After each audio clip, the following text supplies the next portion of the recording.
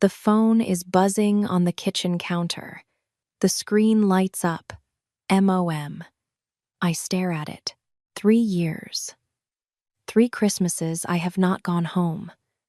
3 birthdays I have not called. The phone keeps ringing. The buzz against the granite is starting to bother me. I pick up because someone must have died. That is the only reason she would call after 3 years. Amanda. Her voice is wrecked. I sit down on the kitchen stool. I do not say hi. Your sister. A pause that goes on too long. Kendra tried to take her own life. She is in the hospital. For a few seconds, nothing comes out of my mouth. Mom is crying now. The loud crying. The kind I remember from when Dad died. But something inside my chest does a strange thing. It is not grief. It is not shock either. It is a small, ugly word, and the word is finally. I hold it back. The word does not leave my mouth. Amanda, please come.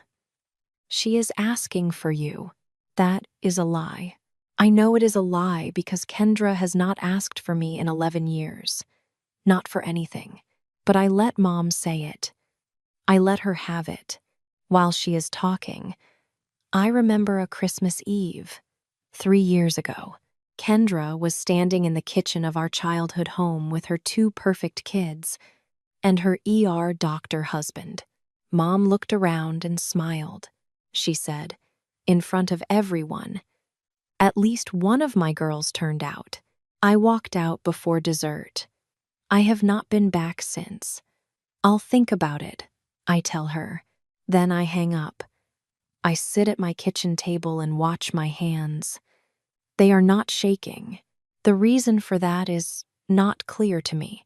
The phone screen is still warm in my palm, almost like the call itself had a temperature. I make myself a peppermint tea, which I do not drink. The tea bag swells in the cup. The water turns the color of old wood. My apartment in Tulsa is quiet. The fridge hums. A car horn goes off 3 streets over. I keep watching the tea bag instead of going to bed. At 2:14 inches the morning, I open Southwest Airlines on my phone. I book a one-way flight to Dallas Love Field. First flight out. The reason for going is not clear to me. I tell myself it is duty. The word feels too clean for what this is. After the call, I shower. The water is too hot, but I do not move. Then I brush my teeth twice, because I cannot remember if I did it the first time. As a dental hygienist, this bothers me a little. After that, I pack a small bag, 2 shirts, 1 pair of jeans, underwear, my charger, my toothbrush. Whatever this is, it should not need more than that. It is 4 in the morning when I drive to the airport. The roads are almost empty. The streetlights flick across my windshield. I catch my own face in the rearview mirror, and for 1/2 second, I notice that I am smiling. The smile drops the second I see it. I stare straight at the road. The exit sign for Tulsa International blurs past too fast. I almost miss it. I have to swerve into the right lane. My heart finally jumps a little, but only because I almost hit a barrier. I park in long term. The walk through security takes 10 minutes. I sit at the gate with a coffee I do not drink. The flight is mostly empty. Mostly business people on laptops who look like they have done this before. I have not. Not like this. While the plane taxis, I open my texts. I scroll all the way down to a thread with Kendra. The last message is from 11 years ago. It says, "Hey, you up? Need to ask you something." There was no answer from me. The reason is gone now. I scroll back to the top. Then I close the app and put my phone in airplane mode. The plane lifts off. I look out the window at Tulsa getting smaller. I think about my mother saying, "She is asking for you." The lie was so easy for her. Even now, even at 2 a.m., even with her oldest daughter in a hospital bed, I close my eyes. Sleep does not come.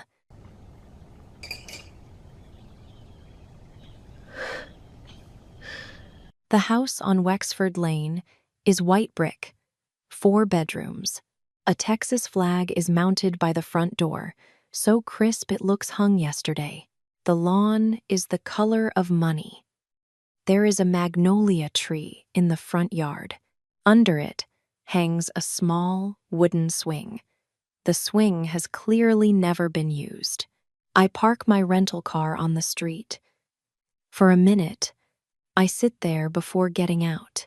The neighborhood is too quiet. No kids, no dogs, just sprinklers ticking on perfect lawns. Trevor opens the door before I can knock. He is wearing scrubs, even though he is not at the hospital. He has a warm voice, the kind doctors learn during residency. It calms you while keeping you in your place. He hugs me. I do not hug back. He pretends not to notice. Come in, come in. Coffee? Water? You must be tired. I shake my head. He leads me into the living room, which looks like a furniture store display. Beige couches, a glass coffee table, a vase with fake white flowers. There is a faint smell of lavender room spray. Underneath it is something else, something stale, almost yeasty, that I cannot put a name on. Where's Mom? On her way. About an hour out. She wanted to grab some things. He sits down across from me. He folds his hands on his knee. Then, in his measured doctor way, he tells me what happened. Kendra has been depressed for months. He has been trying to get her into therapy. Last Friday, she got into the car and drove away without saying anything.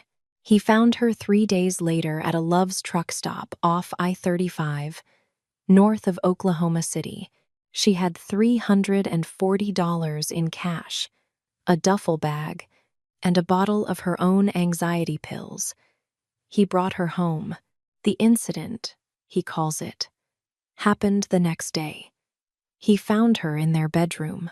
He says all this calmly, like he is presenting a case to another doctor. I just sit and listen. Sometimes I nod. None of his story sounds true to me, but the reason is not clear yet. Something in it is too clean. Doctors do not usually talk about their own wives this way. They are softer, or angrier, or just messier. He sounds rehearsed. I file it away. The kids? I ask.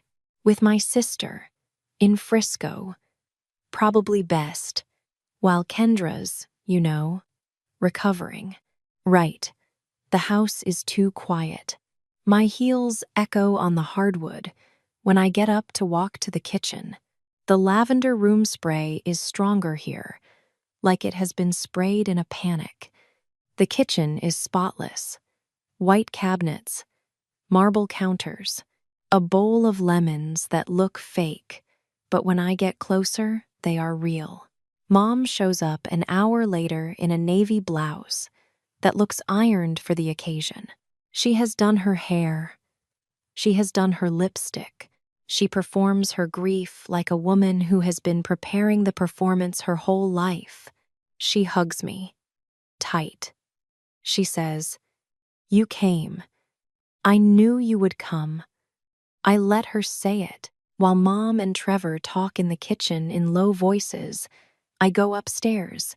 The carpet on the steps is so soft, I cannot hear my own feet.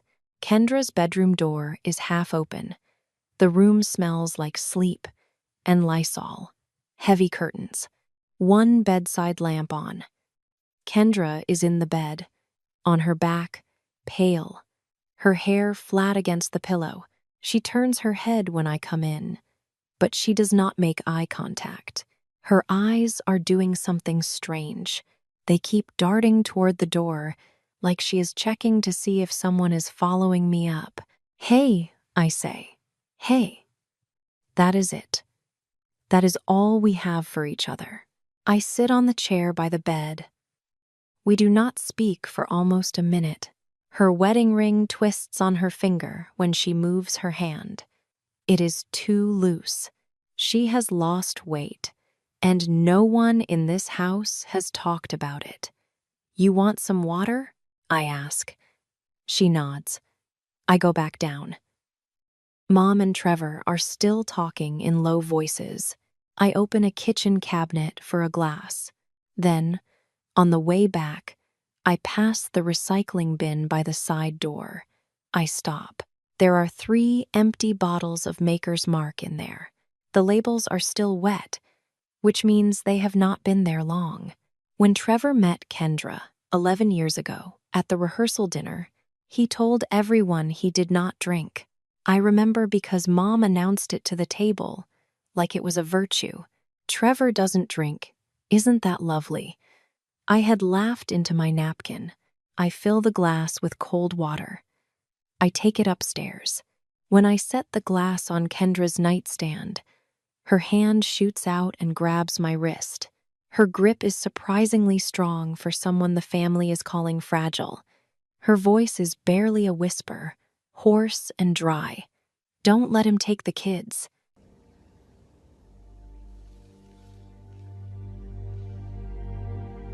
Trevor is on call at the hospital that night. The house empties out. Mom goes to her guest room and shuts the door. The kids are still in Frisco. The kitchen lights are off. The hallway lights are off. Only Kendra's bedside lamp is still on. I sit on the edge of her bed. She starts talking before I even ask her anything. Her voice is flat and quick, like she has been rehearsing it for days. The words come out without any punctuation, the way people talk when they are afraid someone will walk in. I wasn't trying to die. I was trying to leave. I hold my face still. There is no good way to react, so I just sit, in small pieces, because she has to keep stopping to breathe. The story comes out. Trevor controls everything. The house, the cars, the joint accounts. After their second baby was born, he convinced her to leave her marketing job because, as he said, "We don't need the money." She has not had her own income in 4 years. He gives her a household allowance. He tracks her phone. She only figured that out 6 months ago. Then, 2 months ago, she found something on his old laptop in the garage. She had been looking for the dishwasher warranty. She found an email instead. 8 years ago, Kendra had been offered a senior position at a marketing firm in Austin. She had told the firm she would take it. 3 days later, the firm had emailed her back and said the offer was withdrawn. Kendra had cried for a week. She had assumed she had said something wrong in the interview. The email on Trevor's laptop was from him. He had written to the hiring manager. He told them that Kendra had just found out she was pregnant and would not be relocating. She had not been pregnant. She had not even been trying. That was when I started saving the money, she says. $20 here, 15 there, skimmed off the household allowance. $340 in 8 weeks.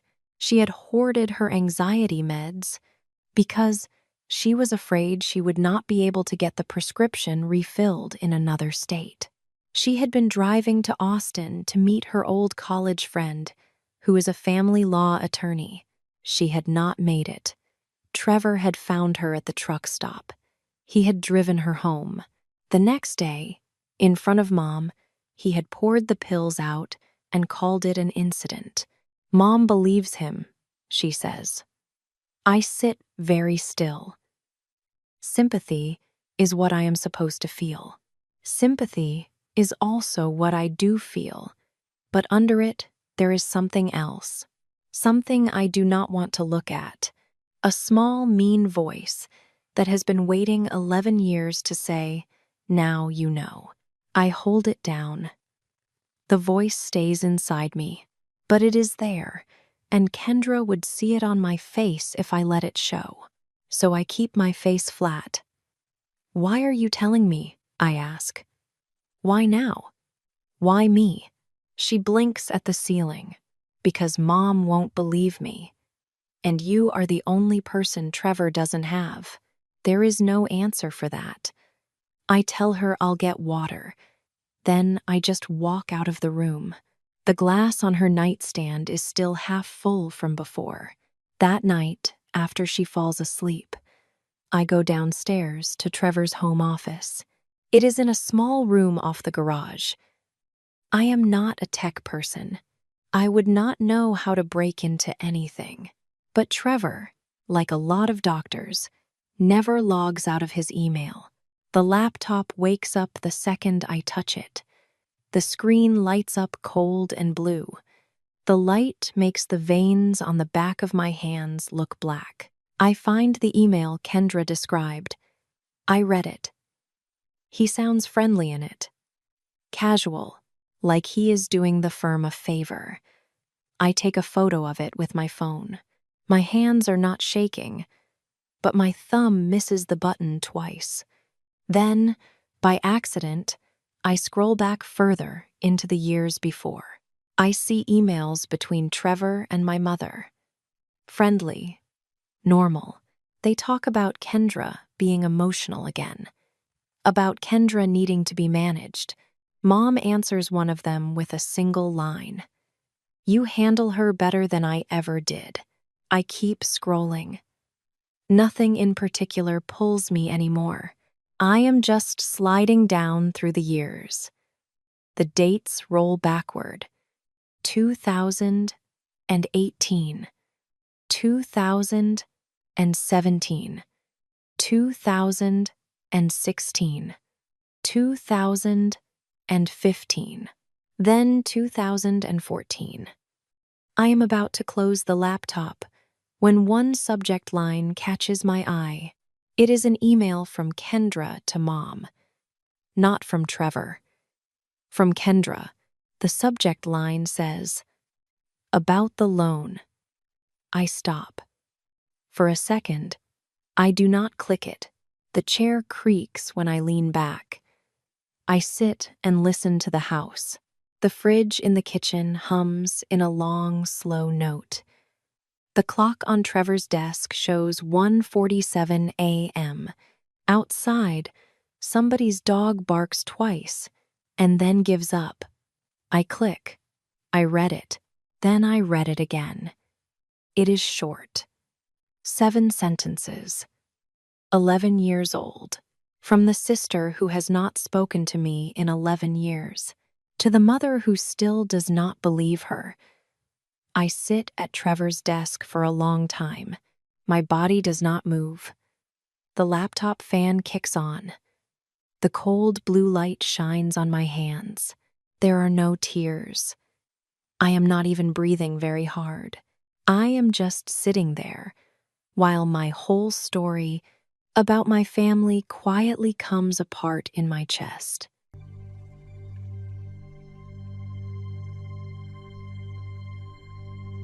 Sleep does not come. The email is open at 2 a.m. At 3 a.m., I read it again. At 5 a.m., I read it one more time. 11 years ago, I had a business plan. The plan was to open a small denture fitting practice in Tulsa. After 4 years as a dental hygienist, I had saved. There was a partner lined up, an older woman named Cheryl from my office. Cheryl had her own equipment and was retiring soon. I needed $20,000 to buy in. My parents had a small inheritance from my grandfather. They had said, more than once, that the money was for the family, I asked. Mom said no. The money, she said, was going to Kendra's MBA program because Kendra needs it more. Amanda, you can't manage money anyway. You'll spend it all. The email I am now reading is from Kendra to Mom, dated 3 weeks before the loan decision. Mom, please give the loan to Amanda. She actually has the business plan ready. She has been saving for this for 2 years. I can wait on grad school. I'll find another way. She wants this more than I want the MBA, and you know it. That is the email. That is what she wrote. 11 years ago. By 7:30 inches the morning, I am in the kitchen. Mom is at the stove making coffee with a French press because she thinks Mr. Coffee makes trash coffee. I sit down at the kitchen island. I do not say good morning. The phone slides across the granite when I push it toward her. The screen is open to the photo I took. She glances down at it. Her hand stops moving for 1 second. Just one. Then she keeps stirring. Where did you get this? It is not a question. It is a flat sentence. The kind of sentence that means, I am angry, but I am still figuring out how angry. I read it, I say. Her mouth moves before sound comes out. Then she says, you wouldn't have used that money well. I knew you. You would have spent it on whatever you spent your savings on. The car, that apartment in Brooklyn. I lived in Brooklyn for 1 year, for a relationship that did not work out. She has not let me forget it for a decade. I had a business plan. You had ideas. Your sister had a plan. My sister had this. I tap the screen. She tried to give it to me. She sets down the French press. Her face does the thing I remember from childhood. The face that comes right before she makes herself the wronged one. Her mouth tightens. Her eyes get shiny but do not actually cry. She is good at this. She has been doing this for 40 years. I was protecting you, she says, from yourself. That is when something in me breaks loose. I am supposed to be the calm one in this family, the one who got therapy, the one who moved past it. But my own voice gets sharp, and it does not feel like mine. The fight that follows takes maybe 4 minutes. She says all the things I expected. You don't understand marriage. He's a good provider. She's emotional. She's always been emotional. Now you bring this up. Now, with your sister upstairs? She is loud. I am louder. The words come out before I can stop them. You wanted her to be everything you couldn't be. And now look at her. She slaps me. It is not hard. It is more sound than pain. My hand goes to my cheek out of reflex. Not hurt. The slap is a small, soft sound, almost polite, like a magazine closing. We both stare at each other. Mom is crying now, not the performance crying from yesterday, the kind that comes from being seen. I do not apologize. There is no sorry in me yet. I just turn around and walk out of the kitchen. The bottom stair in the foyer is where I end up, because my legs are shaking. The fridge is humming too loud in the next room.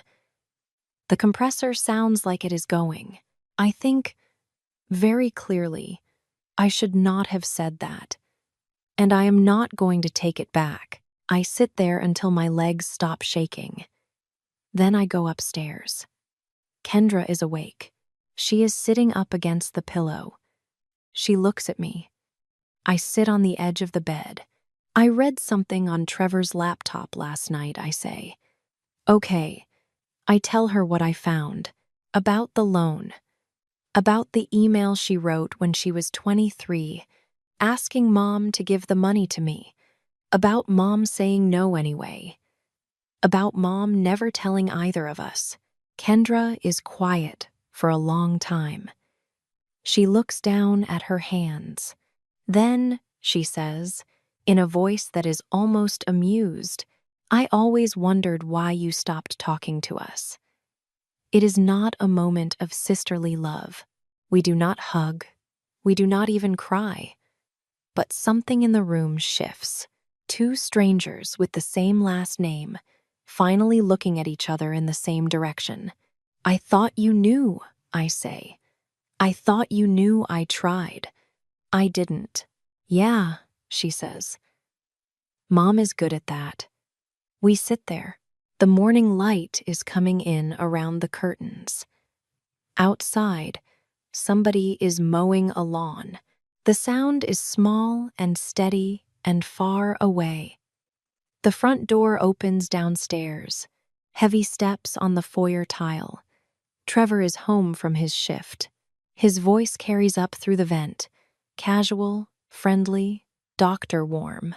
The same voice he used yesterday when he was telling me his clean version of what happened. Amanda, can we talk? Kendra's hand grabs the comforter. She looks at me. Don't, she whispers. I'm gonna talk to him. Amanda. He's good at this. I know. I get up and smooth my shirt. My cheek is still warm where Mom slapped me, even though it stopped stinging 20 minutes ago. For a second, I look at myself in the mirror over Kendra's dresser. My hair is a mess. I look tired. I look almost like our mother, which I have never noticed before. Then I go downstairs.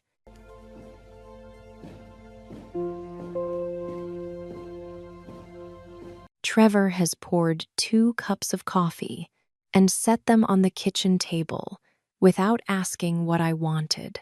I notice that. The coffee stays in front of me, untouched. He starts the conversation the way I expect. He is a reasonable man.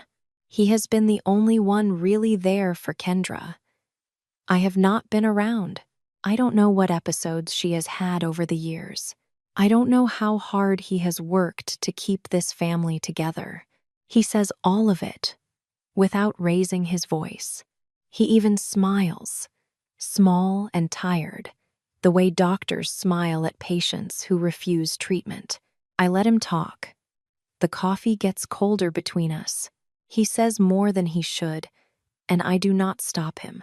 After 34 years on this planet, I have finally learned something. When someone who controls a room is performing reasonableness, the best thing you can do is let them keep going. They always say one thing too many. She told you something, didn't she? I do not answer. He leans back. He folds his hands on the table. The kitchen is so quiet, I can hear the second hand on the wall clock. Amanda, whatever she told you, you have to understand. She is not in her right mind right now. I take a slow breath. I keep my voice even. I'm taking her and the kids to my place in Tulsa for 2 weeks, so she can clear her head. His face moves. Just a little. A small twitch by his left eye. That's not gonna happen. It is gonna happen. I will have lawyers on you by tomorrow. I take out my phone. The screen stays dark. I do not show him anything. The phone goes face down on the table between us, and I say, I have a copy of the email. I do not say which email. There is no need. He goes pale around his mouth. I watch it happen. The color drains out, and I file that moment away too. The way the color leaves a man's face when he understands that someone else has the receipt. He looks at the phone. He looks at me. 2 weeks, he says. 2 weeks. By 2 p.m., I have Kendra and both kids in my rental car, Trevor's sister drove the kids up from Frisco that morning after a phone call I do not want to know about. The boy is 6, the girl is 4. They are quiet in the back seat. They do not ask questions, which tells me more about their household than I want to know. We stop at a Target on the way to the highway because Kendra is in pajamas and the kids brought nothing. I push a red cart through the bright aisles, sweatpants for the kids, 2 travel toothbrushes, a 6-pack of Hanes underwear for Kendra, 2 stuffed animals from the dollar bin to bribe the kids with, a phone charger for Kendra. The cashier scans everything. The total comes to $87.43. I pay with my credit card and tuck the receipt into my wallet. There is no clear reason for keeping it. The drive back to Tulsa is 4 hours. Kendra sleeps the whole way, with her head against the window. The kids are quiet in the back, sharing a bag of pretzels. My apartment, when we walk in, has never had this many people in it. I did not think it could hold this many people. 3 months later, Kendra is in a small rental in Broken Arrow, 20 minutes from my place. She is going through a divorce. Her old college friend, the one in Austin, has put her in touch with a family law attorney here in Tulsa. Trevor is fighting the custody, but he is fighting badly. He is afraid of what an attorney can do with 11 years of his email history. He has made 1 offer already. Kendra has said no. Mom has called me 6 times in 3 months. There has been no picking up on my end. The voicemails stay there, undeleted. I just let them sit. 12 seconds, 15 seconds, 28 seconds, unplayed. The plan for what to do with my mother is not done yet. There is no rush to figure it out. It is a Saturday afternoon at Kendra's rental. The couch is from Wayfair, beige, the kind that looks fine and feels like nothing. The kids are in the other room, watching cartoons on a laptop because Kendra does not have a TV yet. Kendra and I sit on the beige couch with off-brand orange soda from the Aldi down the street. It is too sweet. It has a chemical aftertaste, but neither of us says so. Kendra sets her can down on the carpet because the coffee table has not been delivered yet. I don't know how to be your sister, she says. I don't either. You came, though. I think about saying, I almost didn't. I think about saying, I almost wanted to watch you fall. Some truths do not need to leave my mouth. Some truths I get to keep. Yeah, I say. I came. We sit there. From the other room, the cartoon makes a small bouncing sound. The boy laughs. The girl tells him to be quiet. He laughs again. Kendra looks at her hands. I'm gonna get a job, she says. Once the custody thing is done. Yeah? Marketing. Something small, just to get going. Okay. Don't sigh. Okay, like I'm a kid. Amanda. Sorry. She almost smiles. That night, I drive back to my apartment. I take my shoes off by the door, the way I always do. The apartment is the same. Same quiet. Same smell of the lemon dish soap I have been buying for years. Same single coffee cup on the drying rack. But the quiet sits differently now. Not lonelier. Not heavier. Just different. Like the apartment is. There is no word for it. Waiting for someone, in a way it was not before. On the fridge, under a magnet from a dental conference I went to in 2019, is the Target receipt from that afternoon in Dallas. $87.43. I have not thrown it away. The reason for keeping it stays unclear to me. Maybe it is proof, though of what? I could not tell you. The thermal print is starting to fade where my thumb has touched it. The paper is curling at one corner. I have not flattened it. I turn off the kitchen light. The receipt stays on the fridge, slightly crooked, in the dark. You think this changes anything? It already has. Hi everyone, it's me again. So, in this story, I'm really mad at the mom, not Trevor. The mom, she lied to Amanda.